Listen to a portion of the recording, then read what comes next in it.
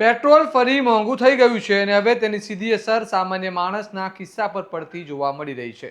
Middle ઇસ્ટમાં વધી રહેલા તણાવ અને ક્રૂડ ઓઇલ સપ્લાય પર પડેલા પ્રભાવ વચ્ચે દેશમાં પેટ્રોલ અને ડીઝલના ભાવમાં મોટો વધારો કરવામાં આવ્યો છે. 15 મે 2026થી નવી કિંમતો અમલમાં આવી ગઈ છે, જેના કારણે હવે ટ્રાન્સપોર્ટેશનથી લઈને દૈનિક જીવન સુધી મોંઘવારીનો વધુ એક ઝટકો લાગવાની ભીતિ વ્યક્ત કરવામાં આવી રહી છે. આવો વિગતે વાત કરીએ સમગ્ર મામલા વિશે આ અહેવાલમાં.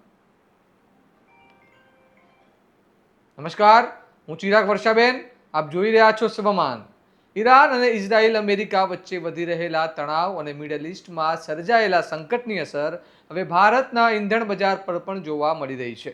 વૈશ્વિક બજારમાં ક્રૂડ ઓઇલના ભાવમાં સતત વધારો થવાના કારણે દેશની ઓઇલ માર્કેટિંગ કંપનીઓએ પેટ્રોલ અને ડીઝલના ભાવમાં અંદાજે ₹3 પ્રતિ લીટર સુધીનો વધારો જાહેર કર્યો છે.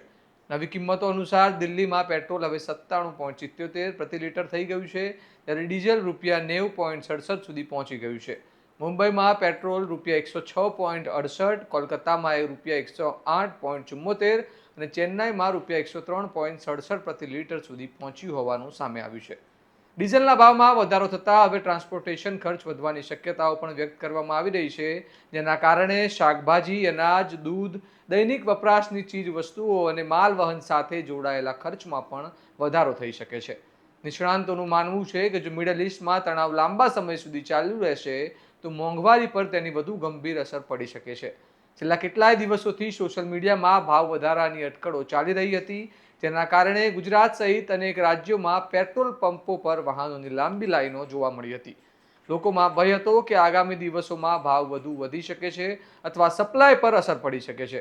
વડાપ્રધાન નરેન્દ્ર મોદીએ પણ તાજેતરમાં ઈંધણ બચાવવાની, જાહેર પરિવહનનો ઉપયોગ વધારવા અને ખાનગી વાહનોનો ઓછો ઉપયોગ કરવાની અને શક્ય હોય ત્યાં વર્ક ફ્રોમ હોમ અપનાવવાની અપીલ કરી હતી. આ અપીલ બાદ લોકોમાં ઈંધણ સંકટ અને ભાવ વધારાની ચર્ચાઓ વધુ તેજ બની હતી. યુનાઇટેડ પેટ્રોલિયમ ડીલર એસોસિએશનના પ્રતિનિધિઓનું કહેવું છે કે વૈશ્વિક પરિસ્થિતિ વચ્ચે પણ દેશમાં ઈંધણ પુરવઠો હાલ પૂરતો જાળવી રાખવામાં આવ્યો છે અને ગભરાવાની જરૂર નથી. જોકે તેઓએ સ્વીકાર્યું છે કે વૈશ્વિક ક્રૂડના વધતા ભાવના કારણે ઓઇલ કંપનીઓ પર ભારે દબાણ વધી રહ્યું છે. હવે સૌથી મોટો સવાલ એ છે કે શું આ માત્ર શરૂઆત છે? શું આગામી દિવસોમાં પેટ્રોલ ડીઝલના ભાવમાં વધુ વધારો થઈ શકે છે? અને જો આવું જ ચાલુ રહેશે તો સામાન્ય માણસનું બજેટ કેટલું ખોરવાશે?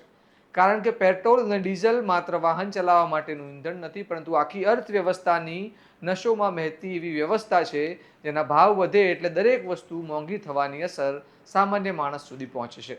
આ મામલે તમારું શું મંતવ્ય છે? શું સરકારને હવે ટેક્સમાં રાહત આપવી જોઈએ? અને શું વધતી વૈશ્વિક અશાંતિનો સૌથી મોટો ભોગ સામાન્ય લોકો બની રહ્યા છે? અમને કમેન્ટમાં જણાવો અને આવા જ વિશ્લેષણાત્મક સમાચાર માટે તમારા સ્વમાનને લાઇક, શેર અને સબસ્ક્રાઇબ કરવાનું ભૂલતા નહીં. નમસ્કાર.